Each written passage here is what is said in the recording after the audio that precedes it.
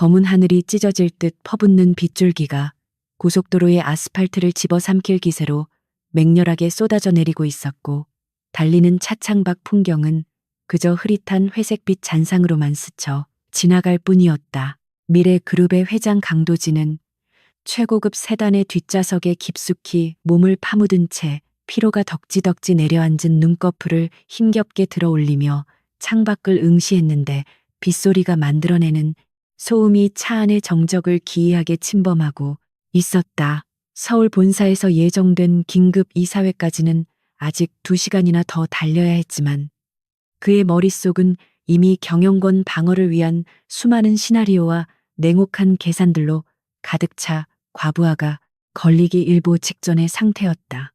운전대를 잡고 있는 김 실장은 룸미러를 통해 상사의 지친 기색을 살피며 조심스럽게 말을 건넸는데, 며칠 밤을 새운 강도진의 상태가 육체적 한계에 도달했음을 누구보다 잘 알고 있었기 때문이었다. 악천후 속에서 무리하게 속도를 내는 것은 위험할 뿐만 아니라 회장의 컨디션 조절을 위해서라도 잠시 쉬어가는 것이 현명한 판단이라고 생각한 김 실장은 가장 가까운 휴게소에 정차할 것을 정중하게 제안했다.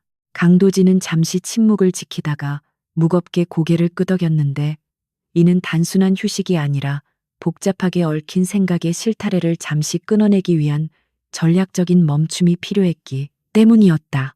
차량이 빗길을 미끄러지듯 빠져나와 진입한 휴게소는 늦은 시각과 탓은 날씨 탓에 인적이 드물어 마치 세상과 단절된 고립된 섬처럼 황량하고 스산한 기운을 내뿜고 있었다. 주차장에는 몇 대의 대형 트럭만이 거대한 짐승처럼 웅크리고 있을 뿐, 일반 승용차는 거의 보이지 않았기에 강도진이 탄 검은색 세단이 멈춰 섰을 때 그 존재감은 더욱 이질적으로 느껴졌다. 그는 차문이 열리자마자 훅 끼쳐오는 차가운 습기와 비릿한 흙내음을 깊이 들이마시며 폐부 깊숙이 쌓인 탁한 공기를 뱉어냈고, 우산을 받쳐든 김 실장을 뒤로하고 홀로 처마 밑으로 걸음을 옮겼다. 자동 판매기 불빛만이 희미하게 깜빡이는 휴게소 건물 앞은 을씨년스러운 분위기를 자아내고 있었지만, 강도진은 오히려 그 고요함이 번잡한 회장실보다 편안하게 느껴져 넥타이를 느슨하게 풀었다. 그는 따뜻한 캔 커피를 하나 뽑아 들고 벤치 쪽으로 시선을 돌리던 중 빗소리에 묻혀 들리지 않던 미세한 인기척을 느끼고 본능적으로 고개를 돌렸는데, 그 순간 그의 시선이 허공에 못 박힌 듯 멈춰섰다. 낡은 조명 아래 빗물이 들이치는 벤치 구석에 한 여자가 서 있었는데, 그녀의 뒷모습에서 뿜어져 나오는 기시감이 그의 심장을 덜컥 내려앉게 만들었다. 그녀는 헐렁한 트렌치코트를 입고 있었지만 젖은 옷감 위로 드러난 어깨선은 과거 그가 기억하던 여리여리한 모습과는 달리 단단하고 긴장된 근육의 움직임을 보여주고 있었다. 강도진은 자신의 눈을 의심하며 한 발짝 다가서려 했으나, 여자가 인기척을 느끼고 천천히 뒤를 돌아보았을 때 그는 숨을 멈출 수밖에 없었는데, 그것은 5년 전 이혼 서류에 도장을 찍고 사라졌던 전 아내 한서연이었기 때문이었다. 하지만 지금 그의 눈앞에 서 있는 여자는 온실 속의 화초 같았던 재벌가 며느리 한서연이 아니라 마치 수많은 전장을 거쳐온 노련한 전사처럼 차갑고 날카로운 눈빛을 가진 낯선 타인이었다. 두 사람의 시선이 허공에서 맹렬하게 부딪히는 순간, 강도진은 그녀의 곁에 조그마한 그림자가 하나 더 있다는 사실을 뒤늦게 깨닫고 시선을 아래로 떨구었다. 서연의 트렌치코트 자락을 꼭 붙잡고 있는 남자아이는 대략 대여섯 살 정도로 보였는데, 빗물에 젖은 앞머리 사이로 드러난 아이의 눈망울을 보는 순간 강도진의 뇌리에 벼락 같은 충격이 내리꽂혔다. 그 아이의 눈은 거울 속에서 매일 마주하던 자신의 눈과 소름 끼칠 정도로 똑같았으며, 입술을 굳게 다문 고집스러운 표정조차 어린 시절 앨범에서 보았던 자신의 모습 그 자체였다. 강도진의 머릿속에서는 복잡한 수식들이 거치고 5년이라는 시간의 공백과 아이의 나이가 맞물리며 도출되는 하나의 충격적인 가설만이 맹렬하게 회전하기 시작했다. 그들이 이혼했을 당시 서연은 임신 사실을 알리지 않았거나 혹은 그가 모르는 사이에 아이를 낳아 기르고 있었다는 결론에 도달하자 그의 가슴 속에서는 배신감과 경이로움이 뒤섞인 뜨거운 감정이 솟구쳐 올랐다. 그는 떨리는 입술을 열어 무언가 말하려 했지만 목소리는 빗소리에 묻혀 나오지 않았고 그저 멍하니 아이와 서연을 번갈아 바라볼 뿐이었다. 한서연은 강도진의 동요를 읽었음에도 불구하고 당황하거나 시선을 피하지 않고 오히려 아이를 자신의 등 뒤로 숨기며 방어적인 태세를 취했는데 그 동작은 모성애를 넘어선 훈련된 경호원의 움직임처럼 빠르고 절도 있었다. 그녀의 눈빛에는 과거의 애틋함이나 원망 대신 오로지 생존을 위한 본능적인 경계심만이 서려 있었고 오른손은 코트 주머니 속에 무언가를 움켜쥐고 있는 듯 불룩하게 튀어나와 있었다.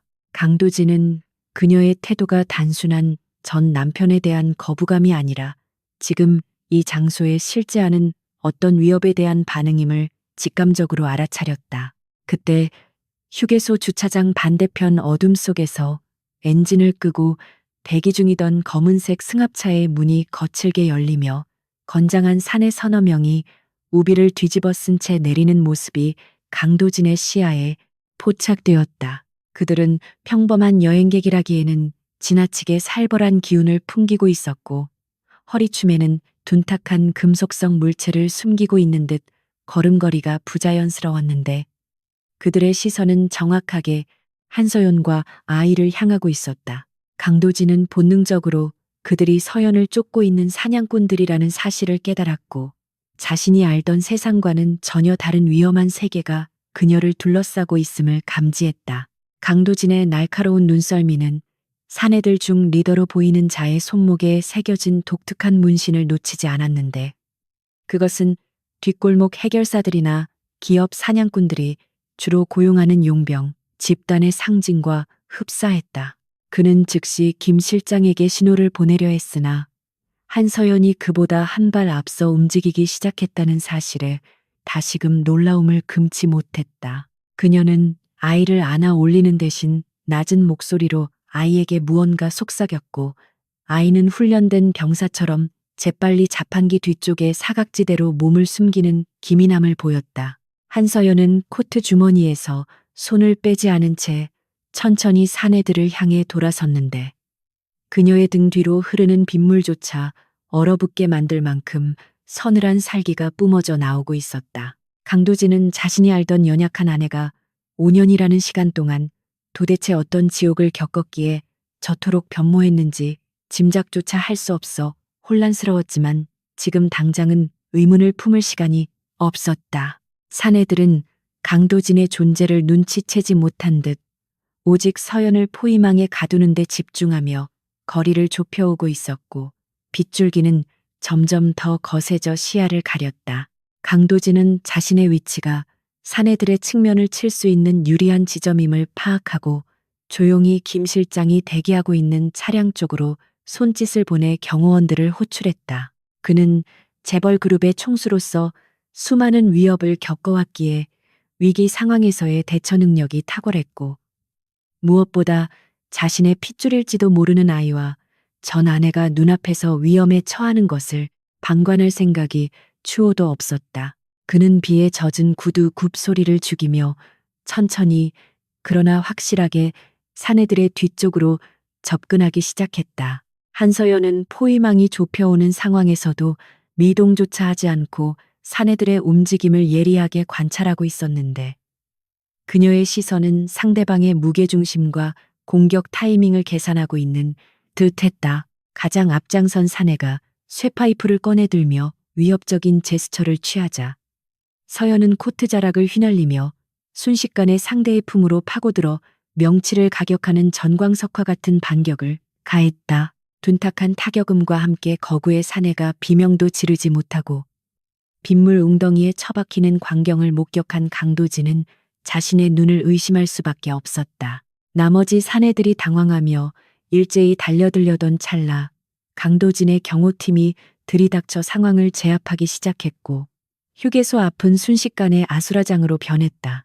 강도진은 그 혼란을 틈타 서연에게 다가가려 했지만 그녀는 이미 쓰러진 사내를 발판 삼아 도약하여 아이가 숨어 있는 곳으로 달려가고 있었다. 그녀는 강도진의 도움이 필요 없다는 듯 혹은 그조차 믿을 수 없다는 듯 철저하게 독자적인 생존 방식을 고수하고 있었다. 강도진이 그녀의 앞을 가로막으며 멈춰 섰을 때 두 사람은 빗속에서 서로를 마주보며 거친 숨을 몰아쉬었는데 그 거리는 불과 한 뼘 차이였다. 서연의 눈동자 속에는 강도진에 대한 그리움이 아닌 서늘한 경고가 담겨 있었고 그녀는 낮지만 또렷한 목소리로 비키지 않으면 당신도 다칠 것이라고 말했다. 강도진은 그녀의 말에 물러서기는커녕 그녀의 손목을 낚아채며 도대체 5년 동안 무슨 일이 있었던 건지 그리고 저 아이는 누구인지 물었다. 그 순간 제압당했던 사내 중 하나가 품 안에서 숨겨둔 단검을 꺼내 들고 강도진의 등 뒤를 노리며 달려들었고 이를 먼저 발견한 서연이 강도진을 거칠게 밀쳐내며 대신 칼날을 막아섰다. 날카로운 금소금과 함께 서연의 팔뚝에서 붉은 선혈이 빗물과 섞여 흘러내리자 강도진의 이성은 끊어지고 야수와 같은 분노가 폭발했다. 그는 바닥에 떨어진 쇠파이프를 집어들고 사내를 향해 무자비하게 내리치며 오늘 밤 이 우연한 만남이 결코 단순한 해프닝으로 끝나지 않을 것임을 직감했다. 상황이 정리되고 김 실장과 경호원들이 주변을 완전히 통제하자 강도진은 피를 흘리면서도 아이를 안고 경계를 늦추지 않는 서연을 바라보며 복잡한 심경을 느꼈다. 아이는 서연의 품에 안겨 강도진을 빤히 쳐다보고 있었는데 그 눈빛은 공포보다는 호기심과 알 수 없는 유대감을 담고 있었다. 강도진은 자신의 코트를 벗어 비에 젖고 상처 입은 서연의 어깨에 덮어주며 이제는 아무데도 갈 수 없다고 단호하게 선언했다. 서연은 강도진의 코트를 뿌리치려 했으나 부상의 통증과 아이의 안전을 위해 잠시 망설이는 기색을 보였고 그 짧은 틈을 타 강도진은 그녀를 자신의 차로 이끌었다. 빗줄기는 여전히 거세게 쏟아지고 있었지만 강도진의 마음속에는 5년 전에 풀리지 않은 의문과 새로운 진실을 향한 갈망이 폭풍우처럼 휘몰아치고 있었다. 그는 오늘 밤 이 의문의 습격자들과 아이의 존재 그리고 변해버린 아내의 모든 비밀을 파헤치기 전까지는 절대 이 손을 놓지 않겠다고 다짐했다. 차문이 닫히고 외부와 차단된 공간에 정적이 감돌자 긴장이 풀린 아이가 작은 목소리로 엄마 괜찮냐고 물었고 서연은 고통을 참으며 아이를 안심시켰다. 룸미러를 통해 그 모습을 지켜보던 강도진은 아이의 목소리가 자신의 어릴 적 녹음 테이프에서 듣던 목소리와 판박이라는 사실에 다시 한번 전율했다. 그는 김 실장에게 즉시 서울 최고의 병원과 안전가옥을 수배하라고 지시하며 이제 막 시작된 이 위험하고도 운명적인 재회의 서막을 올렸다. 서울 외곽에 위치한 미래그룹 소유의 VIP 전용 병원은 일반인의 출입이 철저히 통제된 요새와도 같은 곳이었지만 강도진의 마음속에 휘몰아치는 폭풍은 그 견고한 벽조차 막아내지 못할 만큼 거세게 요동치고 있었다.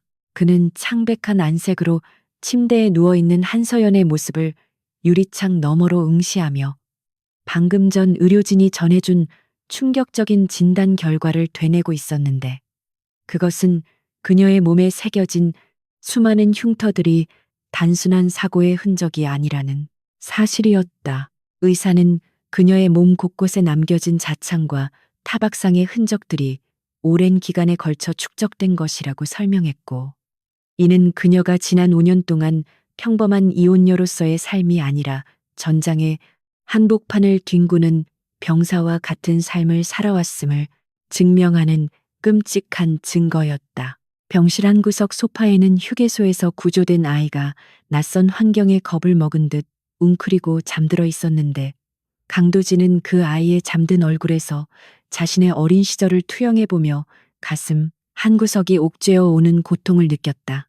아이의 손에는 낡은 로봇 장난감이 들려 있었고 흑투성이가 된 운동화는 그동안 모자가 겪었을 고난의 여정을 짐작게 하여 대한민국 재계 서열 1위 기업의 총수인 자신의 호화로운 삶과 극명한 대조를 이루었다. 그는 조심스럽게 다가가 아이의 머리카락을 쓸어 넘기며 유전자 검사 결과가 나오기도 전에 이미 본능적으로 이 아이가 자신의 핏줄임을 확신했고 동시에 자신을 철저히 배제시킨 서연에 대한 원망과 미안함이 교차했다. 그때 병실 문이 조용히 열리고 김 실장이 들어와 강도진에게 가볍게 목례를 한 뒤 태블릿 PC를 건네주었는데 그의 표정은 평소보다 훨씬 더 심각하게 굳어 있어 사안의 중대성을 짐작게 했다. 강도진은 김 실장이 건넨 화면을 들여다보았지만 그곳에는 그가 기대했던 서연의 생활 기록이나 카드 사용 내역 대신 붉은색 경고창과 함께 접근 불가라는 메시지만이 선명하게 떠 있었다. 대한민국 최고의 정보력을 자랑하는 미래그룹의 정보팀이 고작 민간인 한 명의 신원을 파악하지 못해 국가정보기관 수준의 보안 등급에 가로막혔다는 사실은 강도진에게 또 다른 충격을 안겨주기에 충분했다. 김 실장은 당혹스러움을 감추지 못하며 보고를 이어갔는데 한서연이라는 이름의 모든 공식 기록은 5년 전 이혼과 동시에 사실상 말소된 상태나 다름없었고 현재 그녀는 완전히 다른 신분으로 세탁되어 살아가고 있다는 것이었다. 누군가가 의도적으로 그녀의 과거를 지우고 새로운 신분을 만들어 주었거나 아니면 그녀 스스로가 거대 권력의 비호 아래 숨어들었다는 뜻인데 어느 쪽이든 평범한 주부였던 과거의 서연으로서는 불가능한 일이었다. 강도진은 꽉 쥐고 있던 태블릿의 가장자리가 하얗게 질릴 정도로 힘을 주며 도대체 누가 그녀의 뒤를 봐주고 있는 것인지 아니면 그녀가 무엇을 숨기기 위해 이토록 철저하게 자신을 지워야 했는지에 대해 깊은 의구심을 품었다. 강도진은 정보팀장에게 직접 전화를 걸어 수단과 방법을 가리지 말고 해당 보안 코드를 뚫으라고 지시했는데 그의 목소리에는 그 어떤 반론도 허용하지 않겠다는 절대적인 권위와 서늘한 분노가 서려 있었다. 그는 단순히 호기심 때문에 이토록 집착하는 것이 아니라 휴게소에서 마주친 괴한들이 서연을 노리던 그 살기등등한 눈빛이 단순한 강도질이 아님을 직감했기 때문에 그녀의 정체를 밝혀야만 했다. 만약 서연이 위험한 일에 연루되어 있고 그로 인해 자신의 아이까지 위협받고 있다면 그것은 미래그룹 회장인 자신에 대한 도전이자 용납할 수 없는 도발로 간주해야 마땅했기 때문이다. 그 시각 침대에 누워있던 서연이 신음소리와 함께 힘겹게 눈을 떴고 그녀는 낯선 천장을 확인하자마자 반사적으로 몸을 일으키려다 통증 때문에 다시 침대 위로 무너져 내렸다.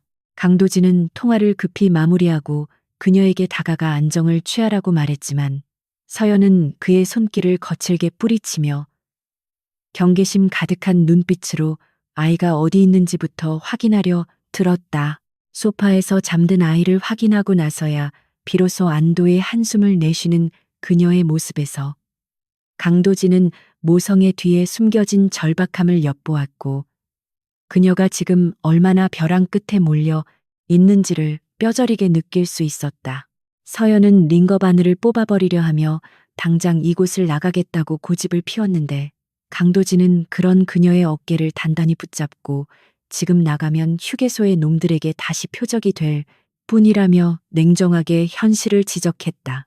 그는 서연의 눈을 똑바로 응시하며 왜 5년 동안 연락 한 번 없었는지 그리고 저 아이가 자신의 아들이 맞는지에 대해 단도직입적으로 물었지만 서연은 그저 차가운 비웃음을 흘릴 뿐이었다. 그녀는 당신이 알던 순진한 한서연은 이미 5년 전에 죽었다고 말하며 자신이 겪은 지옥을 당신 같은 온실 속 화초는 상상조차 할 수 없을 것이라고 쏘아붙였다. 강도진은 그녀의 도발에 흔들리지 않고 김 실장이 가져온 태블릿을 그녀의 눈앞에 들이밀며 국가 기밀 수준으로 잠겨있는 이 파일들이 당신이 평범하게 살지 않았다는 증거라며 해명을 요구했다. 서연은 화면에 뜬 접근 불가 메시지를 보고 잠시 동요하는 듯 했으나 이내 평정심을 되찾고 그것은 당신을 보호하기 위한 것이 아니라 당신의 가족들로부터 나를 지키기 위한 방패였다고 의미심장한 말을 던졌다. 그녀의 말은 강도진의 머릿속을 강타했고 그는 문득 5년 전 이혼 과정에서 형인 강태성이 보여주었던 지나친 적극성과 부모님의 침묵이 떠올라 등골이 오싹해지는 기분을 느꼈다. 서연은 더 이상 숨길 수 없다는 것을 깨달았는지 깊은 한숨을 내쉬며 베개 밑에 숨겨두었던 소형 USB 메모리를 꺼내 강도진에게 건넸는데 그것은 그녀가 목숨을 걸고 지켜온 진실의 개만대 조각이었다. 강도진이 떨리는 손으로 노트북에 USB를 연결하자 화면에는 복잡한 회계 장부와 함께 미래그룹 비자금 조성 및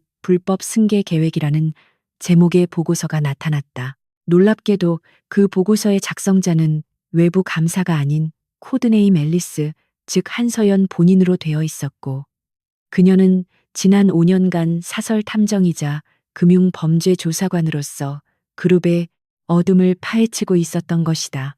강도진은 화면 속의 내용들이 가리키는 끔찍한 진실을 믿을 수 없어 멍하니 모니터를 바라보았는데 거기에는 강태성이 페이퍼 컴퍼니를 통해 그룹의 자산을 빼돌리고 주가를 조작한 정황이 낱낱이 기록되어 있었다. 더욱 충격적인 것은 5년 전 서연이 임신 사실을 알았을 때 강태성이 고용한 사람들에 의해 교통사고로 위장된 살해 위협을 받았다는 기록이었고 그녀는 아이를 살리기 위해 스스로 종적을 감출 수밖에 없었던 것이었다. 강도진은 자신이 형이라 부르던 자가 아내와 태어날 아이를 죽이려 했다는 사실에 치를 떨며 주먹을 꽉 쥐었다.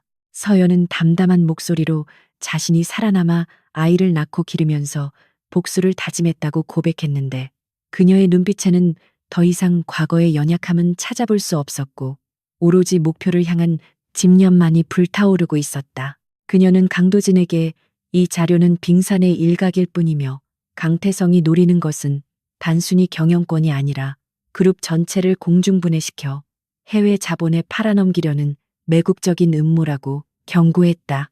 강도진은 아내의 말이 사실이라면 자신이 지금껏 지켜오려 했던 가문과 기업의 명예가 얼마나 더러운 거짓 위에 세워져 있었는지를 깨닫고 참담함을 금치 못했다.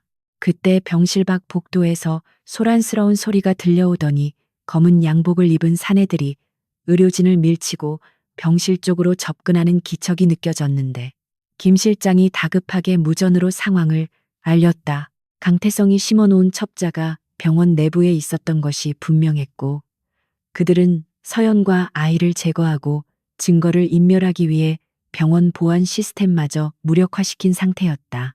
강도진은 즉시 서연을 부축해 일으키고 잠든 아이를 안아들며 이제는 자신이 가족을 지킬 차례라고 단호하게 말했다. 서연은 강도진의 결연한 눈빛을 보고 잠시 망설이다가 이내 고개를 끄덕이며 침대 시트를 찢어 아이를 강도진의 몸에 단단히 묶어주었는데 이는 두 사람 사이의 무언의 신뢰가 다시 싹트기 시작했음을 의미했다. 강도진은 병실 문 옆에 빛이 된 소화기를 집어들고 문 뒤에 숨어 적들이 들어오기를 기다렸고 서연은 날카로운 메스를 손에 쥐고 반대편 사각지대에서 숨을 죽였다.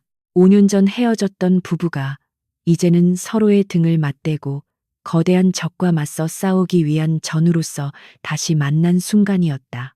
병실 문이 발길질에 의해 거칠게 열리고 소음기를 장착한 총을 든 괴한이 들어오는 순간 강도진은 소화기를 분사하여 시야를 차단함과 동시에 육중한 몸을 날려 상대를 덮쳤다. 하얀 분말이 시야를 가리는 혼란 속에서 서연은 낮은 자세로 미끄러져 들어가 괴한의 발목을 정확하게 가격했고 두 사람은 환상적인 호흡으로 첫 번째 위협을 제압해 나갔다. 강도진은 바닥에 뒹구는 총을 발로 차 멀리 보내며 자신의 형이자 원수에게 이 모든 죗값을 낱낱이 물을 때까지 절대로 쓰러지지 않겠다고 다짐하며 아이를 안은 팔에 더욱 힘을 바게를 주었다.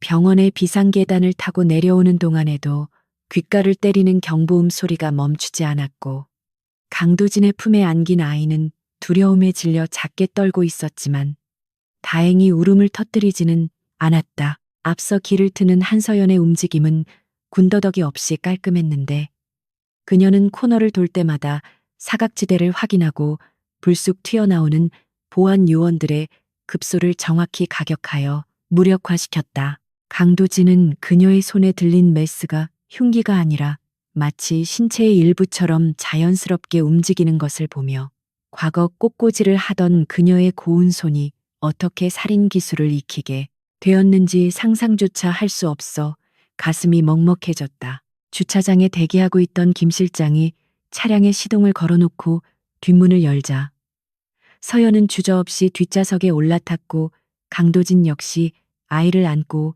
그 옆에 앉아 거친 숨을 몰아쉬었다. 차가 급출발하며 타이어 타는 냄새와 함께 병원을 빠져나가는 순간 뒤따라오던 검은 승합차 2대가 맹렬한 기세로 추격을 시작했고 빗길 위에서 아슬아슬한 추격전이 벌어졌다. 김 실장은 능숙한 운전 솜씨로 골목길을 누비며 따돌리려 애썼지만 상대방은 마치 지리를 훤히 꿰뚫고 있는 듯 집요하게 따라붙어 차량의 측면을 들이받으려 위협했다. 서연은 창문을 살짝 내리고 차가운 빗줄기가 들이치는 틈을 타 품에서 소음기가 장착된 권총을 꺼내 들었는데 그 모습이 너무나 자연스러워 강도진은 순간적으로 숨을 멈췄다.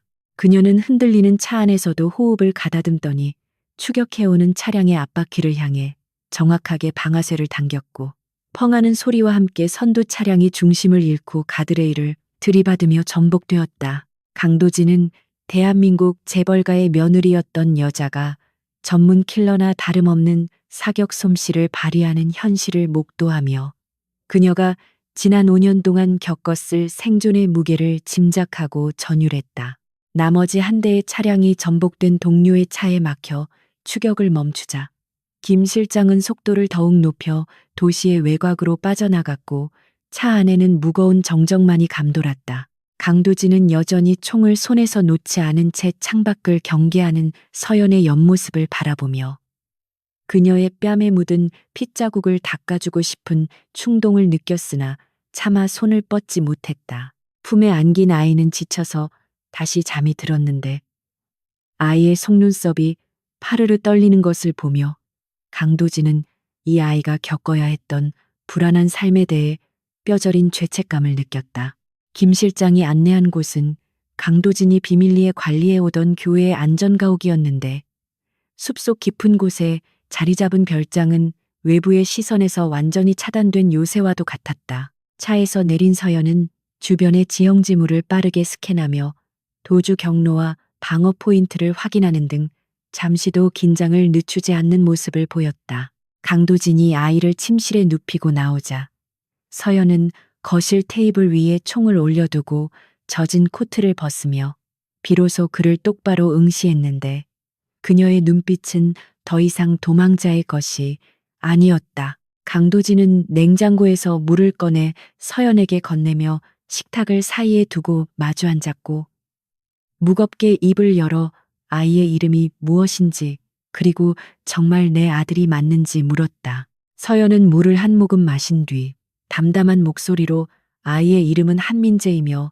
당신과 이혼 도장을 찍기 전날 임신 사실을 알았다고 고백했다. 그녀는 당시 강태성이 보낸 사람들이 산부인과 기록을 조작하려 했고 심지어 교통사고를 가장해 자신과 뱃속의 아이를 동시에 제거하려 했다는 충격적인 사실을 털어놓았다. 강도진은 형이 그토록 잔인한 짓을 꾸몄다는 사실에 주먹을 꽉 쥐어 손톱이 살을 파고들 정도였지만 서연은 감정의 동요 없이 차분하게 이야기를 이어갔다.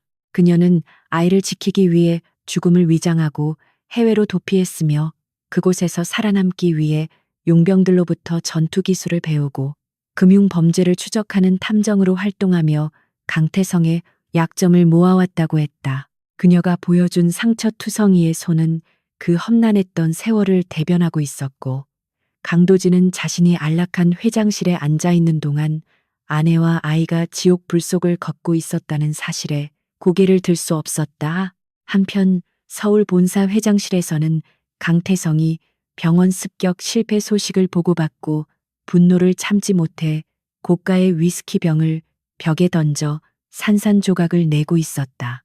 그는 부하들이 찍어보낸 사진 속에서 강도진이 아이를 안고 있는 모습을 확인하고 그 아이가 자신의 승계 구도에 치명적인 걸림돌이 될 것임을 직감했다. 강태성은 비릿한 미소를 지으며 책상 서랍에서 대포폰을 꺼내 어딘가로 전화를 걸었고 대한민국 최고의 청부업자들에게 강도진을 포함한 전원을 흔적 없이 처리하라는 살인 청부를 지시했다. 안정가옥의 밤은 깊어갔지만 강도진과 서연은 잠들지 못하고 거실에 앉아 앞으로의 계획을 논의하고 있었는데 서연은 강태성이 오늘 밤 안으로 다시 움직일 것이라 예견했다. 그녀는 강도진에게 당신은 기업 경영에는 천재일지 몰라도 이런 진흙탕 싸움에는 익숙하지 않으니 아이를 데리고 피신하라고 권유했지만 강도진은 단호하게 고개를 저었다. 그는 더 이상 비겁하게 도망치거나 방관하지 않을 것이며 자신의 모든 권력과 자원을 동원해 당신과 민재를 지키고 형을 법의 심판대에 세우겠다고 선언했다. 그때 별장 주변에 설치해둔 동작 감지 센서가 울리며 보안 모니터에 붉은 경고등이 켜졌고 숲속 어둠을 틈타 침투하는 무장괴한들의 실루엣이 화면에 잡혔다. 서연은 즉시 조명을 끄고 테이블 위에 총을 집어들며 익숙하게 탄창을 확인했고 강도진 역시 김 실장에게서 건네받은 호신용 권총을 꽉 쥐었다. 이번에 온 적들은 병원에서의 놈들과는 차원이 다른 소리 없이 움직이며 프로페셔널한 살기를 내뿜는 최정의 살수들이었다. 서연은 강도진에게 아이가 있는 방을 사수하라고 지시한 뒤 자신은 어둠 속으로 몸을 숨겨 적들을 하나씩 요격하기 위해 거실 밖으로 나갔다. 강도진은 민재가 잠든 방문 앞을 지키며 숨죽이고 있었는데 창문이 깨지는 소리 하나 없이 현관문이 부드럽게 열리고 소음기 달린 총구가 불쑥 들어왔다. 그는 훈련받은 사격 실력은 아니었지만 필사적인 생존 본능으로 방아쇠를 당겼고 첫발이 빗나갔음에도 불구하고 당황하지 않고 놈들이 엄폐물 뒤로 숨게 만드는 데 성공했다. 거실 쪽에서는 둔탁한 타격음과 짧은 비명이 교차했는데 서연은 어둠 속에서 마치 유령처럼 움직이며 적들의 시야를 교란하고 근접전으로 제압하고 있었다. 그녀는 나이프를 이용해 적의 힘줄을 끊고 관절을 꺾어 무력화시켰으며 총격전보다는 소음을 최소화하는 암살 기술로 수적 열세를 극복해 나갔다. 강도진은 간헐적으로 번쩍이는 총구의 불꽃에 비친 서연의 얼굴이 그 어느 때보다 차갑고 잔혹하게 굳어있는 것을 보며 그녀가 아이를 위해 괴물이 되기를 자처했음을 깨달았다. 하지만 적들의 숫자는 예상보다 많았고 2층 테라스를 통해 침투한 또 다른 조가민재가 있는 방의 창문을 깨고 난입하자 상황은 급박하게 돌아갔다. 강도진은 몸을 날려 아이의 침대를 덮치며 쏟아지는 유리 파편을 온몸으로 막아냈고 등 뒤로 느껴지는 서늘한 통증에도 불구하고 아이의 귀를 막아주며 괜찮다고 속삭였다. 놈들이 강도진의 등을 향해 총구를 겨누는 절체절명의 순간 방문이 박살나며 서연이 뛰어들었고 그녀의 쌍권총이 불을 뿜으며 적들의 머리를 정확하게 꿰뚫었다. 방 안은 매캐한 화약 냄새와 피비린내로 진동했고 서연은 숨 돌릴 틈도 없이 쓰러진 적들의 무기를 챙기며 여기도 발각되었으니 당장 이동해야 한다고 외쳤다. 강도진은 피가 흐르는 팔을 부여잡고 일어나 놀란 눈으로 엄마를 부르는 민재를 안아들었는데 아이는 울음을 터뜨리는 대신 아빠의 목을 꼭 끌어안으며 떨고 있었다. 세 사람은 뒷문을 통해 숲으로 연결된 비상 탈출로를 향해 달리기 시작했고 등 뒤에서는 별장이 화염에 휩싸이며 거대한 불길을 내뿜고 있었다. 비를 뚫고 숲속을 달리는 동안 강도진은 자신의 체력이 한계에 다다르고 있음을 느꼈지만 앞서가는 서연의 등이 무너지지 않는 한 자신도 쓰러질 수 없다고 되뇌었다. 서연은 덤불을 헤치며 길을 만들었고 가끔 뒤를 돌아보며 강도진과 아이의 상태를 확인하는 눈빛에는 예전에는 볼 수 없었던 끈끈한 동료애가 서려 있었다. 그들은 이제 단순한 가족이 아니라 생사를 함께 넘나드는 운명 공동체로서 서로의 존재를 뼛속 깊이 각인하고 있었다.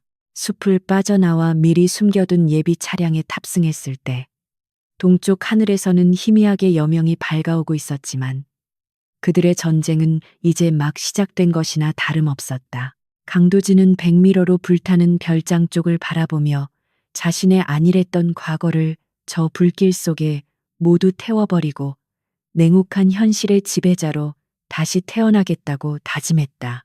그는 서연의 손을 꽉 잡으며 이제 더 이상 도망치지 않고 놈들의 본거지로 쳐들어가 모든 것을 끝내자고 말했고, 서연은 피 묻은 손으로 그의 손을 마주 잡으며 고개를 끄덕였다. 동쪽 하늘이 붉게 물들기 시작할 무렵 강도진이 운전하는 낡은 승용차는 서울의 화려한 스카이라인을 뒤로하고 도심 외곽에 낙후된 재개발 지구로 들어서고 있었다. 이곳은 한때 번성했으나 이제는 철거를 앞두고 사람들의 발길이 끊긴 유령 도시와도 같았기에 미래그룹의 최첨단 감시망을 피하기에는 최적의 장소였다. 한서연은 조수석에 앉아 창밖을 경계하며 붕대로 대충 지혈한 팔의 통증을 참아내고 있었는데 그녀의 입술은 핏기 없이 창백했지만 눈빛만은 여전히 형형하게 빛나고 있었다. 뒷좌석에서 잠든 민재는 험난한 밤을 보냈음에도 불구하고 깊은 잠에 빠져 있었고, 강도진은 룸미러로 아이를 확인할 때마다 가슴 한구석이 찌릿하게 저려오는 것을 느꼈다. 차량이 멈춰 선 곳은 간판조차 떨어진 허름한 모텔이었는데 서연은 이곳이 자신이 한국에 들어와 마련해둔 비밀 안전가옥 중 하나라고 짧게 설명했다. 강도진은 평생 최고급 호텔, 스위트룸만 이용해왔기에 곰팡이 냄새가 배어있는 좁고 어두운 모텔 복도가 낯설게 느껴졌지만 지금은 불평할 처지가 아님을 잘 알고 있었다. 그는 민재를 조심스럽게 안아들고 서연의 뒤를 따랐는데 삐걱거리는 나무 계단을 오를 때마다 들리는 소음조차 신경을 곤두서게 만들 만큼 긴장감은 여전했다. 방 안에 들어서자 서연은 능숙하게 창문에 검은 커튼을 쳐 외부의 시선을 차단하고 벽장 뒤에 숨겨진 비상용 의료 키트와 통신 장비들을 꺼내기 시작했다. 강도진은 민재를 침대에 눕힌 뒤 서연에게 다가가 그녀의 상처를 살피려 했지만 그녀는 괜찮다는 듯 손을 내저으며 스스로 소독약을 바르려 했다. 하지만 떨리는 손끝이 그녀의 고통을 대변하고 있었기에 강도진은 말없이 그녀의 손에서 핀셋을 가져와 찢어진 피부를 봉합하기 시작했다. 가까이서 본 그녀의 몸은 옷 속에 감춰져 있던 수많은 흉터들로 얼룩져 있었는데 그것은 지난 5년 동안 그녀가 겪어야 했던 처절한 생존 투쟁의 기록이자 강도진이 지켜주지 못한 세월의 흔적이었다. 그는 바늘을 꿰매는 내내 속죄하는 마음으로 입술을 깨물었고 서연은 그런 그를 물끄러미 바라보며 묘한 감정에 휩싸였다. 상처 처치가 끝나고 두 사람은 낡은 테이블을 사이에 두고 마주 앉았는데 좁은 방 안에는 빗소리 대신 무거운 침묵만이 감돌고 있었다. 강도진은 더 이상 피할 수 없는 질문을 던지며 5년 전 도대체 무슨 일이 있었기에 임신한 몸으로 자신을 떠나야만 했는지 진실을 요구했다. 서연은 잠시 망설이다가 깊은 한숨과 함께 입을 열었는데 그녀가 털어놓은 이야기는 강도진이 상상했던 것보다 훨씬 더 충격적이고 잔인한 내용이었다. 그녀는 이혼 요구를 받기 며칠 전부터 원인 모를 복통과 어지러움에 시달렸고 우연히 찾은 병원에서 체내의 비소 성분이 축적되어 있다는 사실을 알게 되었다고 고백했다.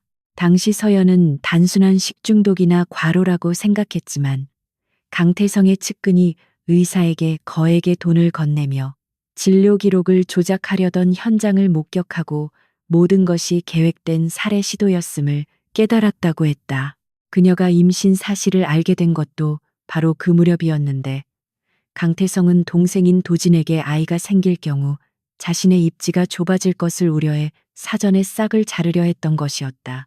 서연은 도진에게 이 사실을 알리려 했으나 이미 도진의 주변은 강태성의 사람들로 포위되어 있었고 그녀가 진실을 말하는 순간 사고사로 위장되어 죽임당할 것이 뻔했기에 도망칠 수밖에 없었다고 말했다.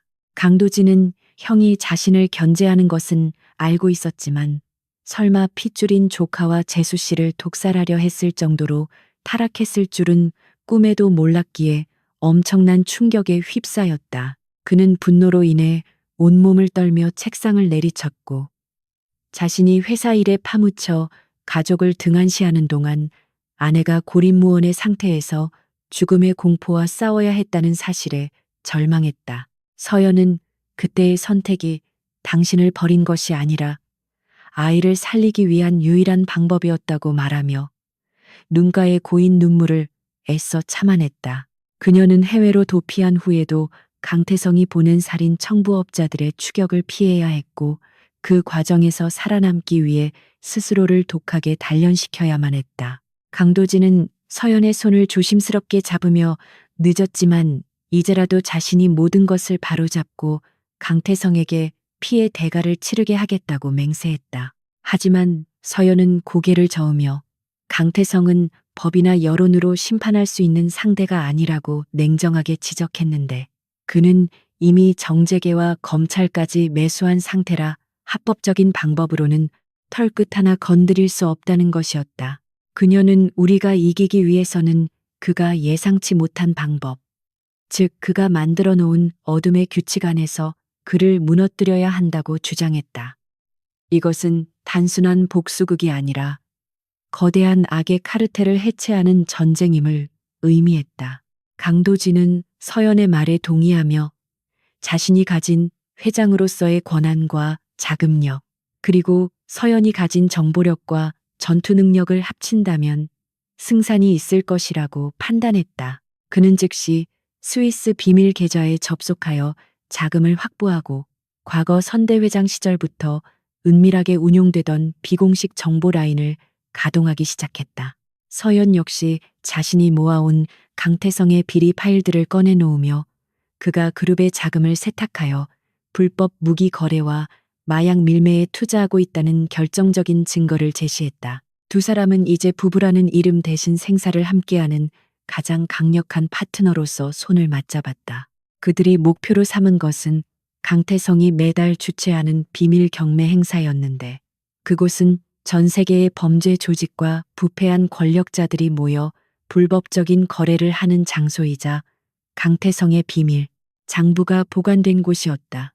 서연은 그 장부만 손에 넣으면 강태성의 돈줄을 끊고 그를 국제적인 범죄자로 만들 수 있다고 설명했지만 경매장의 보안은 청와대보다 더 철통같기로 유명했다. 강도진은 정면 돌파가 불가능하다면 내부자로 위장해 침투하는 방법을 제안했고 서연은 자신의 신분을 위조해 경매 물품 감정사로 도진은 익명의 큰손 구매자로 위장할 계획을 세웠다. 계획을 구체화하는 과정에서 두 사람은 놀라울 정도로 완벽한 호흡을 보여주었는데 도진이 거시적인 전략과 자금 흐름을 설계하면 서연은 현장의 변수와 탈출 경로를 계산하는 시기였다. 그들은 밤을 새워가며 경매장의 구조도와 보안 시스템을 분석했고 강태성의 경호 팀장과 주요 간부들의 신상 정보를 파악하여 약점을 찾아냈다.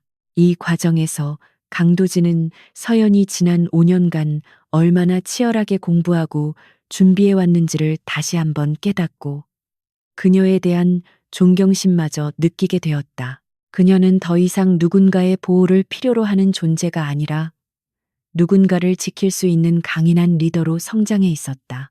새벽이 밝아오자 민재가 눈을 비비며 깨어났고 아이는 낯선 방안 풍경에 잠시 어리둥절해하다가 강도진을 발견하고는 환하게 웃으며 달려와 품에 안겼다.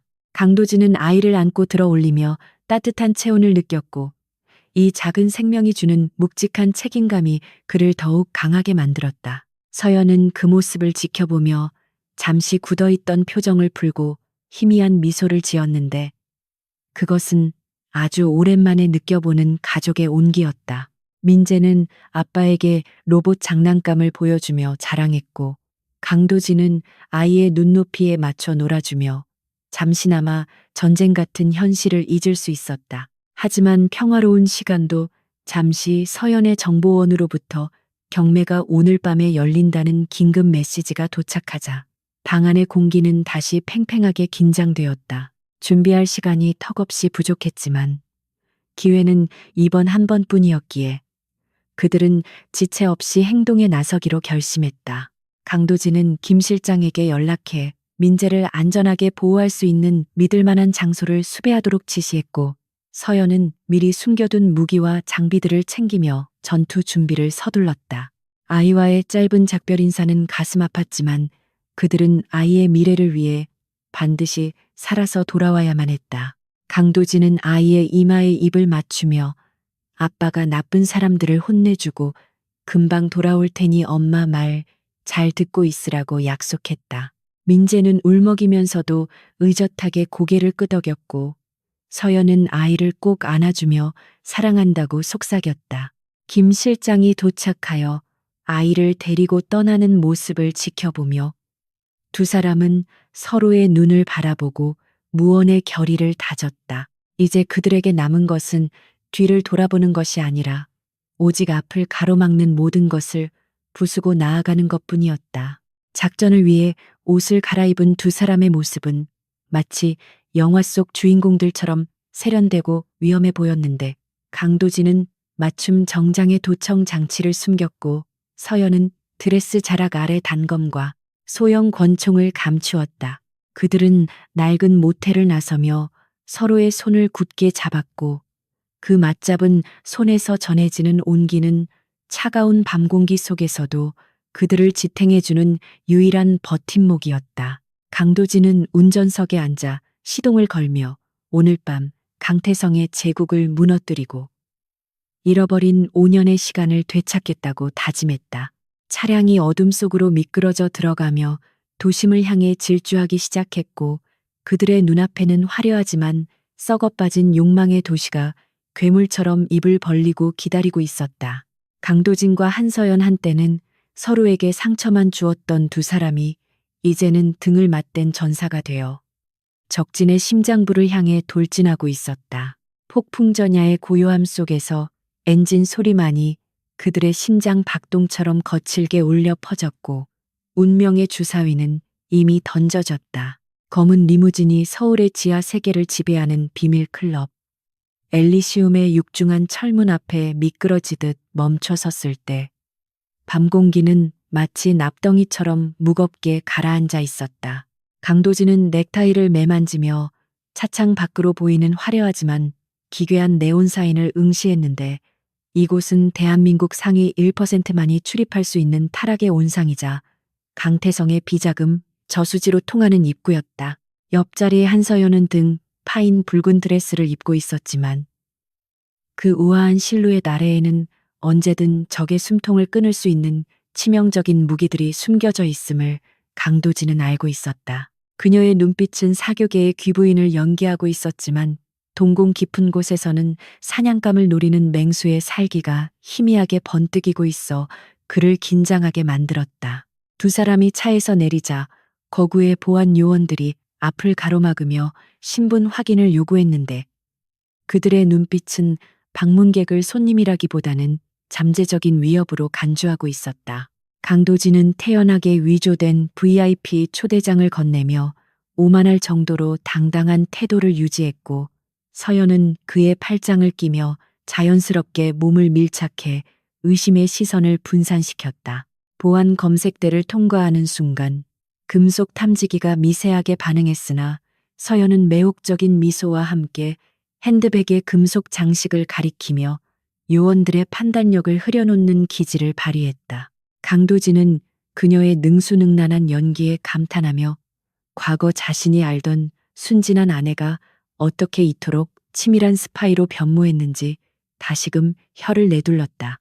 클럽 내부는 외부와는 완전히 다른 별천지였는데 샹들리에의 불빛 아래에서 샴페인 잔을 부딪히는 사람들은 하나같이 정재계의 검을 들이거나 악명 높은 범죄 조직의 보스들이었다. 강도진은 익숙한 얼굴들을 발견하고 구역질이 치밀어 오르는 것을 가까스로 참아내며 그들 사이에 섞여들어 자연스럽게 인사를 나누고 정보를 수집하기 시작했다. 서연은 도진의 파트너로서 곁을 지키며 주변의 동태를 살폈고 그녀의 시선은 사람들의 얼굴이 아니라 곳곳에 배치된 감시 카메라와 비상구의 위치를 파악하는 데 집중되어 있었다. 그들은 마치 춤을 추듯 우아하게 움직였지만 그 발걸음은 살얼음판 위를 걷는 것처럼 위태로웠다. 강태성이 주최하는 경매가 시작되려면 아직 시간이 조금 남아 있었기에 두 사람은 작전대로 서로 떨어져 움직이기로 무언의 신호를 교환했다. 강도진은 중앙홀에 남아 사람들의 시선을 끄는 미끼 역할을 자처했고 서연은 화장실을 핑계로 보안구역 안쪽으로 침투하여 서버실을 찾아내기로 했다. 도진이 일부러 큰 소리로 웃으며 웨이터에게 팁을 건네는 동안 서연은 그림자처럼 인파 속으로 사라져 직원 전용 통로로 미끄러져 들어갔다. 강도진은 멀어지는 그녀의 뒷모습을 보며 심장이 조여오는 불안감을 느꼈지만 지금은 그녀를 믿고 자신의 역할에 충실해야만 했다. 홀에 남은 강도진은 탐욕스러운 눈빛을 번뜩이는 기업가들에게 둘러싸여 거짓 웃음을 흘리며 대화를 이어갔지만 그의 온 신경은 이어폰을 통해 들려오는 서연의 숨소리에 곤두서 있었다. 그때 낯익은 목소리가 그의 등 뒤에서 들려왔는데 돌아본 곳에는 아버지의 최측근이자 그룹의 감사였던 최 전무가 비열한 미소를 지으며 서 있었다. 최 전무는 도진이 죽은 줄로만 알고 있었기에 소스라치게 놀랄 법도 했지만 오히려 그가 이곳에 나타난 것을 예상했다는 듯 여유로운 표정을 짓고 있어 도진을 당혹게 했다. 이것은 함정일 가능성이 높았고 도진은 자신이 호랑이 굴에 제 발로 들어왔음을 직감하며 식은땀을 흘렸다. 한편 서연은 복잡한 미로와 같은 지하 통로를 지나며 마주치는 경비병들을 소리 없이 제압하고 있었는데 그녀의 움직임은 군더더기 없이 간결하고 치명적이었다. 그녀는 하의를 벗어던지고 맨발로 차가운 복도를 달리며 감시 카메라의 사각지대를 정확하게 파고들어 보안 통제실에 접근했다. 문 앞에 서 있는 두 명의 무장 경비원을 처리하는 것은 순식간이었지만 통제실 내부에서 들려오는 무전 소리는 그녀의 표정을 굳어지게 만들었다. 강태성이 이미 도진의 침입을 눈치채고 병력을 중앙홀로 집결시키고 있다는 내용이었기에 서연은 지체할 시간 없이 서버에 접속해 데이터를 다운로드해야만 했다. 최 전무는 강도진에게 다가와 귓속말로 강태성 회장이 기다리고 있다고 속삭이며 주변에 대기하고 있던 건장한 사내들에게 눈짓을 보냈다. 강도진은 포위망이 좁혀오는 것을 느끼면서도 당황한 기색을 보이지 않고 오히려 최 전무의 넥타이를 고쳐 매주는 척하며 그의 멱살을 잡고 귓가에 경고를 날렸다. 그는 자신이 죽으면 미리 준비해둔 비리 자료가 전 세계 언론에 동시다발적으로 터질 것이라는 블러핑을 시도했는데 이는 최 전무의 동요를 유도해 시간을 벌기 위한 도박이었다. 다행히 최 전무의 눈동자가 흔들리는 것을 포착한 도진은 그 틈을 타 샴페인 병을 깨트려 위협하며 뒤로 물러섰다. 서버실에 침투한 서연은 복잡한 암호 체계를 뚫고 마침내 프로젝트 오메가라는 폴더에 접근하는 데 성공했는데 그 안에는 강태성이 저지른 살인 청부와 불법 로비 내역이 고스란히 담겨 있었다. 데이터 전송바가 천천히 차오르는 동안 그녀는 밖에서 들려오는 발소리에 신경을 곤두세우며 만약의 사태에 대비해 책상 밑에 폭탄을 설치했다. 전송이 90%를 넘어설 무렵 통제실 문이 폭파되며 중무장한 용병들이 들이닥쳤고 서연은 몸을 날려 엄폐물 뒤로 숨으며 총격전을 시작했다. 좁은 공간에서 벌어지는 총성은 귀를 멍하게 만들었지만 그녀는 침착하게 적의 머리를 겨냥했다. 강도진은 중앙홀이 아수라장으로 변한 틈을 타 주방 쪽으로 달리기 시작했는데 최 전무의 부하들이 끈질기게 추격해오며 집기를 던지고 위협을 가했다. 그는 평소 운동으로 다져진 몸이었지만 전문 싸움꾼들을 상대하기에는 역부족이었기에 주변의 지형 지물을 이용해 적들의 진로를 방해하는 지능적인 도주를 선택했다. 뜨거운 기름이 끓고 있는 튀김기를 엎어 추격자들의 발을 묶고 냉동 창고의 문을 열어 시야를 차단하는 등 그의 기지는 위기 상황에서 더욱 빛을 발했다. 그는 서연이 무사하기만을 기도하며 약속 장소인 지하 주차장으로 향하는 엘리베이터를 찾아 헤맸다.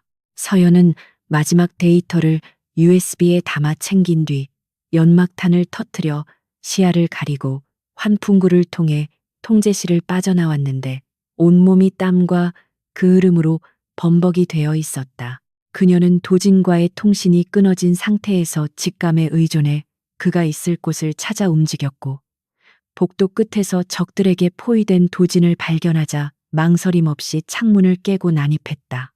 유리 파편과 함께 등장한 그녀는 양손에 든 권총으로 도진을 위협하던 적들을 순식간에 쓰러뜨렸고 그 모습은 마치 지옥에서 돌아온 복수의 여신처럼 압도적이었다. 강도진은 멍하니 그녀를 바라보다가 정신을 차리고 그녀의 뒤를 따랐다. 두 사람은 다시 만난 기쁨을 나눌 새도 없이 등을 맞대고 몰려드는 적들과 맞서 싸워야 했는데 이번에는 도진도 바닥에 떨어진 쇠파이프를 집어들고 적극적으로 가세했다. 서연이 원거리에서 적을 견제하면 도진이 근거리로 접근하는 적을 타격하는 방식은 훈련된 특수부대원들 못지않은 호흡을 자랑했다. 강도진은 서연이 장전하는 시간을 벌어주기 위해 몸을 던져 적의 공격을 막아냈고 서연은 그런 도진을 위해 마지막 남은 탄환을 아끼지 않고 쏟아부었다. 그들의 끈끈한 유대감은 생사의 갈림길에서 더욱 단단해졌고 서로에 대한 신뢰는 이제 의심할 여지가 없었다. 지하 주차장으로 향하는 비상 계단은 이미 봉쇄된 상태였기에 그들은 건물 옥상으로 올라가 다른 탈출 루트를 찾아야만 했다. 옥상으로 올라가는 계단에서도 치열한 육탄전이 벌어졌는데 강도진은 한 놈의 허리를 잡고 계단 아래로 굴러떨어지면서까지 길을 뚫어내는 투혼을 발휘했다. 서연은 피투성이가 된 도진을 부축하며 눈물을 글썽였지만 도진은 피 섞인 침을 뱉으며 아직 끝나지 않았다고 시구서 보였다. 그 미소는 과거에 유약했던 도련님의 것이 아니라 진짜 자신의 것을 지키기 위해 모든 것을 건 남자의 야성적인 미소였다. 옥상에 도착하자 차가운 밤바람이 열기를 식혀주었지만 그들을 기다리고 있는 것은 강태성이 보낸 헬기의 서치라이트와 저격수의 총구였다. 옥상 난간 끝에 몰린 절체절명의 순간 서연은 도진의 손을 잡고 옆 건물 옥상에 설치된 공사 현장의 비계로 뛰어내리자고 제안했다. 미친 짓이나 다름없었지만 다른 선택지가 없었기에 두 사람은 서로의 눈을 한번 바라보고는 망설임 없이 허공으로 몸을 날렸다. 위서 짜릿한 부유감과 함께 그들은 거친 콘크리트 바닥에 뒹굴었고 충격으로 온몸이 부서질 듯 아팠지만 다행히 목숨은 건질 수 있었다. 추격자들은 그들이 추락했다고 생각하고 잠시 머뭇거렸고 그 틈을 타 두 사람은 공사 현장의 리프트를 타고 지상으로 내려와 미리 준비해둔 오토바이에 올라탔다. 서연이 운전대를 잡고 도진이 뒷좌석에 앉아 그녀의 허리를 꽉 끌어안자 오토바이는 굉음을 내며 어둠 속으로 질주하기 시작했다. 뒤늦게 쫓아오는 차량들의 추격을 따돌리기 위해 서연은 좁은 골목길을 누비며 고개 운전을 선보였고 도진은 뒤를 돌아보며 추격자들의 위치를 알리는 내비게이터 역할을 수행했다. 한강 다리 위를 질주하며 강바람을 맞는 동안 강도진은 품에 안긴 USB의 딱딱한 감촉을 느끼며 이것이 자신들의 승리를 위한 열쇠임을 확신했다. 오늘 밤 그들은 지옥 같은 악마의 소굴에서 살아 돌아왔을 뿐만 아니라 거대 권력의 심장을 찌를 수 있는 치명적인 무기를 손에 넣은 것이었다. 서연의 등에서 전해지는 따뜻한 체온과 거친 심장 박동은 그에게 살아있음을 생생하게 느끼게 해주었고 이제는 어떤 시련이 와도 그녀와 함께라면 이겨낼 수 있을 것 같은 자신감이 솟구쳤다. 안전한 은신처에 도착했을 때 동쪽 하늘은 푸르스름하게 밝아오고 있었고 두 사람은 오토바이에서 내려 서로의 엉망이 된 몰골을 확인하고는 허탈한 웃음을 터뜨렸다. 강도진의 슈트는 찢어지고 피로 얼룩졌으며 서연의 드레스 역시 본래의 색을 알아볼 수 없을 정도로 더러워져 있었지만 그들의 눈빛만은 그 어느 때보다 빛나고 있었다. 강도진은 서연을 와락 끌어안으며 고맙다고 그리고 미안하다고 속삭였고 서연은 말없이 그의 등에 얼굴을 묻으며 긴장감을 내려놓았다. 하지만 휴식은 짧았고 그들은 곧바로 노트북을 켜서 가져온 데이터를 분석하기 시작했는데 화면에 뜬 내용은 그들의 예상을 뛰어넘는 충격적인 것이었다. 강태성은 단순히 돈을 빼돌린 것이 아니라 국가기관 산업을 해외 투기 자본에 매각하려는 매국적인 계약을 추진 중이었고 그 서명식은 바로 내일 아침 본사 대회의실에서 열릴 예정이었다. 시간이 없다는 것을 깨달은 강도진의 눈빛이 매섭게 변했고 그는 이제 숨어서 싸우는 게릴라전이 아니라 정면 승부를 걸어야 할 때가 왔음을 선언했다. 서연은 도진의 결단에 동의하며 자신이 가진 모든 인맥과 정보력을 동원해 내일 아침 회의장에 들어갈 수 있는 방법을 찾겠다고 말했다. 그녀는 더 이상 숨어 사는 유령이 아니라 당당한 한 사람으로서 그리고 한 아이의 엄마로서 이 썩은 판을 뒤엎겠다고 다짐했다. 두 사람은 커피를 마시며 마지막 작전 계획을 세웠는데 그것은 죽음을 각오한 최후의 돌격이자 정의를 위한 성전이 될 것이었다. 창밖으로 떠오르는 태양을 바라보며 강도진은 주먹을 불끈 쥐었는데 내일 아침 태양이 중천에 뜨기 전까지 강태성의 제국을 무너뜨리고 모든 것을 제자리로 돌려놓겠다고 맹세했다. 그는 옆에 앉아 총을 손질하고 있는 서연을 바라보며 이 여자가 자신의 인생에서 가장 소중한 파트너임을 다시 한번 뼈저리게 느꼈다. 폭풍전야의 고요함 속에서 두 전사의 심장은 하나의 목표를 향해 힘차게 뛰고 있었고 이제 최후의 결전만이 그들을 기다리고 있었다. 미래그룹의 거대한 유리 마천루가 아침 햇살을 반사하며 서울의 심장부에 위압적으로 솟아 있었지만 그 화려한 외관 뒤에서는 이미 썩어 문드러진 권력의 암투가 정점을 향해 치닫고 있었다. 강도진은 찢어진 슈트 대신 비서실장이 급히 공수해온 말끔한 정장을 입고 로비의 회전문을 통과했는데 그의 눈빛은 그 어느 때보다 차갑게 가라앉아 있어 주변의 공기마저 얼어붙게 만들었다. 그의 곁에는 한서연이 수행 비서처럼 단정한 차림으로 따라붙었지만 그녀의 핸드백 속에는 장전된 권총이 들어 있었고 날카로운 시선은 로비 곳곳에 배치된 보안 요원들의 위치를 단숨에 파악하고 있었다. 오늘 이곳에서 벌어질 일은 단순한 이사회가 아니라 훔쳐간 왕자를 되찾고 납치된 아들을 구하기 위한 피해 숙청이 될 것이 분명했다. 로비 중앙을 가로지르는 강도진의 앞을 막아선 것은 강태성이 새로 임명한 보안 팀장과 수십 명의 경호 인력이었는데 그들은 위협적인 곤봉을 쥐고 벽을 형성하며 접근을 불허했다. 강도진은 걸음을 멈추지 않고 그들을 향해 뚜벅뚜벅 걸어가며 자신이 이 그룹의 유일한 적통이자 회장임을 천명하는 낮은 목소리로 길을 비키라고 명령했다. 보안 요원들이 주춤하는 사이 팀장이 무전기에 대고 발포 명령을 내리려 하자 서연이 그림자처럼 움직여 순식간에 그의 손목을 꺾고 명치를 가격해 제압해버렸다. 그것을 신호탄으로 로비는 순식간에 아수라장이 되었고 서연은 맨손 격투로 건장한 사내들을 쓰러뜨리며 도진이 엘리베이터로 향할 수 있는 길을 열었다. 강도진은 혼란 속에서도 흐트러짐 없이 엘리베이터에 탑승하여 최상층 회의실 버튼을 눌렀고 뒤따라 탄 서연은 거친 숨을 몰아쉬며 흐트러진 머리카락을 쓸어 넘겼다. 올라가는 동안 강도진은 휴대전화로 전송된 생중계 영상을 확인했는데 회의실 안에서는 강태성이 외국 자본 대표들과 헐값 매각 서류에 서명하기 직전의 상황이 연출되고 있었다. 도진은 주먹을 꽉 쥐며 화면 속 형의 얼굴을 노려보았고 엘리베이터 문이 열리자마자 기다렸다는 듯이 문을 박차고 나가 회의장 입구를 지키던 비서들을 밀쳐내고 안으로 돌진했다. 쾅 하는 소리와 함께 육중한 참나무 문이 열리자 좌중의 시선이 일제히 두 사람에게 쏠리며 장내는 찬물을 끼얹은 듯 정적에 휩싸였다.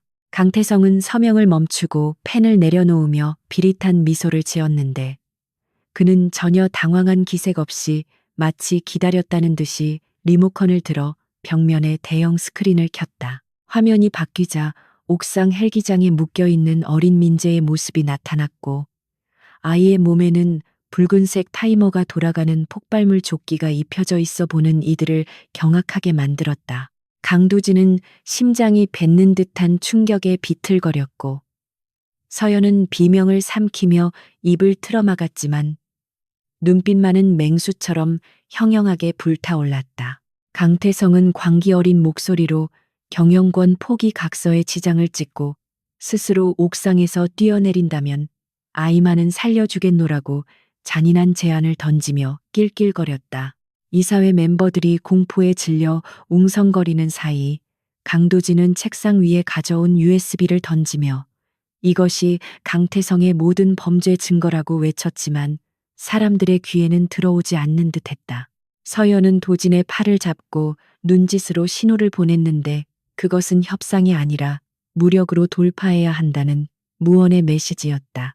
도진은 강태성에게 네가 원하는 것은 내 목숨이니 아이는 건드리지 말라고 소리치며 시간을 끌었고 서연은 그 틈을 타 회의실 뒷문으로 빠져나가 옥상으로 향하는 비상 계단을 향해 전력 질주했다. 강태성은 모니터를 통해 도진의 절규를 즐기며 보안팀에게 서연을 막으라고 고함쳤지만 이미 그녀는 통제불능의 상태였다.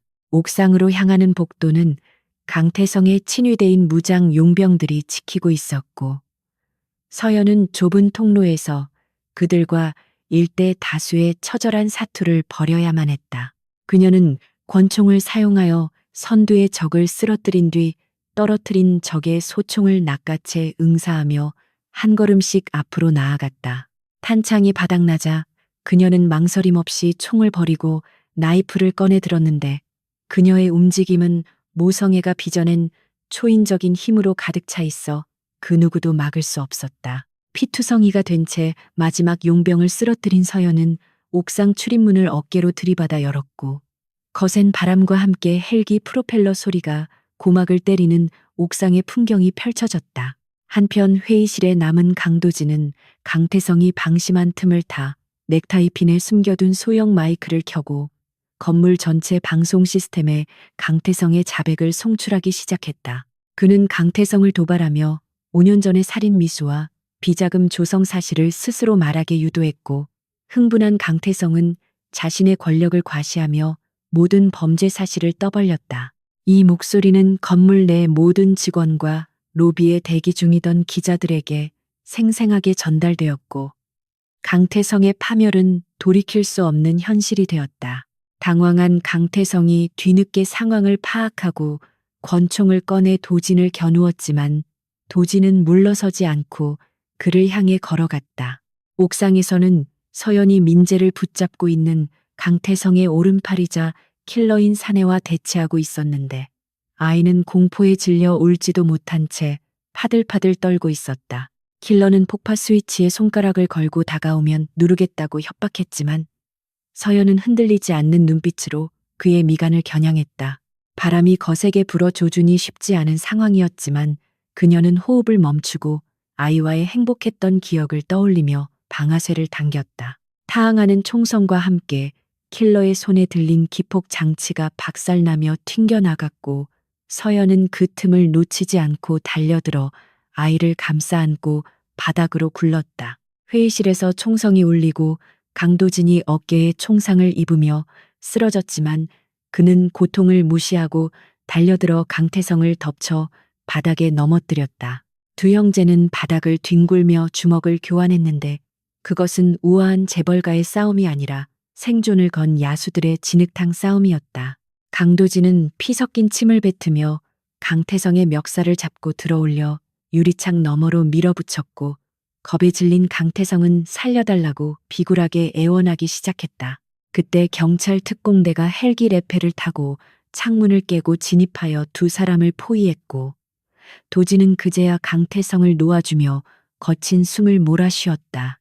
서연은 옥상에서 떨고 있는 민재의 폭발물 조끼를 해체하기 위해 떨리는 손으로 전선을 확인하고 있었는데 복잡한 회로가 그녀의 시야를 어지럽혔다. 다행히 킬러의 품에서 해체 매뉴얼이 발견되었고 그녀는 침착하게 마지막 붉은 선을 끊어내는 데 성공했다. 타이머가 멈추자 아이는 참았던 울음을 터뜨리며 엄마의 품에 안겼고 서연은 아이를 부서질라 꽉 끌어안으며 하염없이 눈물을 흘렸다. 잠시 후 피투성이가 된 강도진이 절뚝거리며 옥상으로 올라왔고 세 사람은 거센 바람 속에서 서로를 부둥켜 안으며 지옥 같았던 전쟁이 끝났음을 확인했다. 경찰에 연행되어 가는 강태성의 뒷모습을 바라보며 강도진은 허탈함과 동시에 깊은 안도감을 느꼈는데 이제야 비로소 5년 전의 악몽에서 깨어난 기분이었다.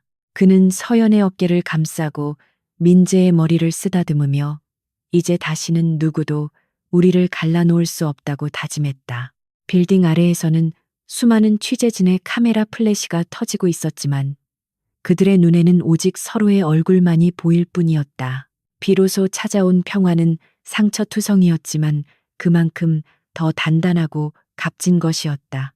미래그룹을 둘러싼 거대한 부패 스캔들은 대한민국 전체를 뒤흔드는 초대형 태풍이 되어 연일 뉴스의 헤드라인을 장식했는데 검찰청 포토라인에선 강태성의 초라한 모습은 한 시대의 종말을 고하는 상징적인 장면이었다. 강도진이 제출한 USB 속의 증거들은 그야말로 핵폭탄급 파괴력을 지니고 있어 정계와 재계의 유착고리를 끊어내고 수많은 고위직 인사들을 줄줄이 소환 조사받게 만드는 결정적인 트리거가 되었다. 국민들은 분노했지만 동시에 한 기업가가 자신의 살을 도려내는 심정으로 내부 비리를 고발하고 가족의 죄를 묻는 결단에 대해 경이로움을 표하며 지지를 보내기 시작했다. 병실에서 TV 뉴스를 지켜보던 강도진은 씁쓸한 표정으로 전원을 꺼버렸는데 화면 속의 승리감과는 달리 그의 가슴 속에는 여전히 지울 수 없는 상처가 욱신거리고 있었기 때문이었다. 그는 링거대를 밀며 옆 침대에서 곤히 잠든 한서연과 아이의 모습을 한참 동안 바라보았는데 창백한 얼굴 위로 내려앉은 햇살이 그녀의 고단했던 지난 5년의 세월을 위로해주는 듯했다. 서연의 손은 거칠고 곳곳에 굳은 살이 박혀 있었지만 강도진에게는 그 어떤 보석보다 아름답고 강인해 보였기에 그는 조심스럽게 그녀의 손등에 자신의 손을 포개었다. 민재는 엄마의 품에 안겨 세상 모르고 자고 있었는데 아이의 작은 등은 규칙적으로 오르내리며 살아있음의 기적을 증명하고 있어 도진의 눈시울을 붉게 만들었다. 그는 이제야 비로소 자신이 지켜야 할 진짜 보물이 무엇인지 깨달았고 무너진 폐허 위에서 다시 시작할 용기를 얻을 수 있었다. 며칠 후 강도진은 아직 몸이 완전히 회복되지 않은 상태였지만 휠체어를 타고 긴급 주주총회장에 나타나 좌중을 압도하는 카리스마를 보여주었다. 그는 단상에 올라 준비된 원고를 읽는 대신 진심 어린 사과와 함께 강태성 라인의 임원진을 전원 해임하고 전문 경영인 체제 도입과 투명한 감시기구 설치를 골자로 하는 파격적인 쇄신안을 발표했다. 주주들은 처음에는 술렁거렸으나 도진의 확고한 의지와 구체적인 비전 제시에 기립 박수를 보내며 그의 리더십을 재신임했다. 강도진은 회의장을 빠져나오며 김 실장에게 짧은 지시를 내렸는데 그것은 서연의 신분을 복원하고 그녀가 원한다면 언제든지 그룹의 감사팀장으로서 능력을 펼칠 수 있도록 자리를 마련하라는 것이었다. 한편 구치소 독방에 수감된 강태성은 면회온 변호사마저 자신을 포기하고 돌아가자 벽을 치며 광분하다가 결국 절망의 돔으로 빠져들고 있었다. 그는 자신이 쌓아 올린 철옹성이 이토록 허무하게 무너진 것이 믿기지 않아 현실을 부정했지만 차가운 시멘트 바닥과 철창은 그가 더 이상 제왕이 아님을 뼈저리게 일깨워줄 뿐이었다. 과거 그에게 굽실거리던 하수인들은 형량 거래를 위해 앞다투어 그의 여죄를 불기 시작했고 강태성은 자신의 오만함이 빚어낸 고립무원의 처지에서 비참한 최후를 맞이하게 되었다. 그것은 권력에 취해 천륜을 저버린 자에게 내려진 당연하고도 가혹한 인과응보였다. 계절이 바뀌어 찬바람이 불던 거리에 벚꽃잎이 흩날리는 완연한 봄이 찾아왔을 때 강도진과 한서연은 민재를 데리고 남해의 한적한 바닷가 마을로 요양 겸 여행을 떠났다. 그곳은 인적이 드물고 파도 소리만이 가득한 평화로운 곳이었기에 세 사람은 지난 끔찍했던 기억을 씻어내고 서로에게 집중할 수 있는 온전한 시간을 가질 수 있었다. 서연은 처음에는 도진의 호의를 부담스러워하며 거리를 두려했지만 도진이 보여주는 헌신적인 태도와 민재를 향한 서툰 부성애를 보며 점차 닫혀있던 마음의 문을 열기 시작했다. 그녀는 더 이상 경계심 가득한 눈빛으로 주변을 살피지 않았고 대신 잃어버렸던 웃음을 되찾아가고 있었다. 어느 날 오후 세 사람은 해질 무렵의 붉은 노을을 배경으로 백사장을 거닐고 있었는데 민재는 신이 나서 모래성을 쌓고 조개 껍데기를 주우며 까르르 웃음을 터뜨렸다. 도진은 바지를 걷어올리고 아이와 함께 흙장난을 하며 얼굴에 흙투성이가 되었지만 그 모습이 더없이 행복해 보여. 서연은 멀리서 그들을 지켜보며 흐뭇한 미소를 지었다. 그녀는 지난 5년 동안 아이에게 아빠의 빈자리를 채워주지 못했다는 죄책감을 가지고 있었지만 이제 눈앞에서 펼쳐지는 풍경은 그 모든 아픔을 치유해주는 완벽한 그림이었다. 도진은 아이를 목마 태우고 서연에게 다가와 손을 내밀었고 세 사람은 나란히 발자국을 남기며 해안선을 따라 걸었다. 저녁 식사 후 테라스에 앉아 와인잔을 기울이던 도진은 서연에게 조심스럽게 말을 꺼냈는데 그는 단순히 재결합을 요구하는 것이 아니라 서로의 상처를 보듬고 새로운 파트너로서 함께 미래를 만들어가고 싶다고 고백했다. 그는 과거의 자신이 얼마나 어리석었는지 그리고 당신이 없던 시간들이 얼마나 고통스러웠는지를 솔직하게 털어놓으며 눈물을 흘렸다. 서연은 도진의 진심을 느끼며 자신의 손에 끼워진 낡은 반지를 만지작거렸는데 그것은 이혼 후에도 차마 버리지 못했던 결혼 반지였다. 그녀는 고개를 끄덕이며 하지만 이번에는 당신의 그림자가 아니라 당신의 등 뒤를 지키는 동료로서 곁에 서겠다고 단호하게 대답했다. 강도진은 서연의 대답에 벅차오르는 감동을 느끼며 그녀를 품에 안았고 두 사람은 밤하늘에 쏟아지는 별들을 바라보며 새로운 서약을 맺었다. 그것은 법적인 서류나 화려한 결혼식이 필요한 것이 아니었으며 생사를 넘나드는 전장에서 피어난 전우애와 깊은 신뢰를 바탕으로 한 영원한 약속이었다. 서연은 도진의 가슴에 얼굴을 묻으며 이제는 더 이상 도망칠 필요도 숨을 필요도 없다는 안도감에 깊은 숨을 내쉬었다. 그녀에게 강도진은 이제 지켜야 할 대상이자 동시에 자신을 지켜줄 수 있는 유일한 안식처가 되었다. 다음날 아침 강도진은 서울로 올라가기 전 민재와 함께 바닷가 언덕 위에 작은 타임캡슐을 묻기로 했는데 그 안에는 민재가 그린 가족 그림과 세 사람이 함께 찍은 폴라로이드 사진을 넣었다. 도진은 아이에게 10년 뒤에 다시 와서 이것을 열어보자고 약속하며 그때는 지금보다 훨씬 더 멋진 가족이 되어 있을 것이라고 자신있게 말했다. 민재는 아빠의 새끼손가락을 걸고 도장을 찍으며 환하게 웃었고 그 웃음은 세상의 모든 어둠을 몰아내는 찬란한 빛과 같았다. 서연은 그 모습을 카메라에 담으며 이 순간을 영원히 기억하겠다고 다짐했다.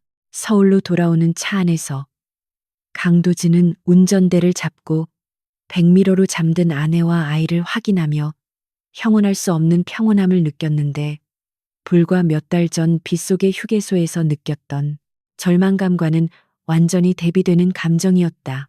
그는 라디오에서 흘러나오는 잔잔한 음악을 들으며 앞으로 펼쳐질 미래가 결코 순탄치만은 않겠지만 이 두 사람과 함께라면 그 어떤 폭풍우도 두렵지 않다고 생각했다.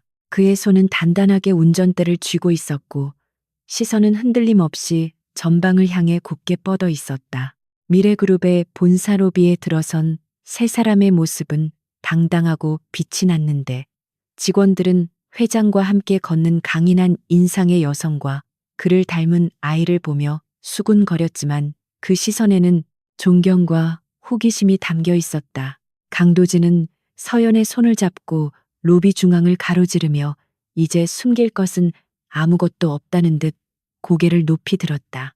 그는 엘리베이터 앞에서 서연을 마주보며 오늘부터 시작될 새로운 전쟁, 즉 기업을 바르게 세우고 세상을 조금 더 나은 곳으로 만드는 싸움에 함께 해달라고 부탁했다.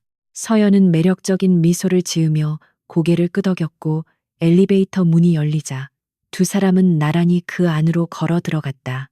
강도진의 집무실 창밖으로 서울의 전경이 한눈에 들어왔는데 비온 뒤 개나늘은 그 어느 때보다 청명하고 맑았으며 멀리 남산타워가 선명하게 보였다.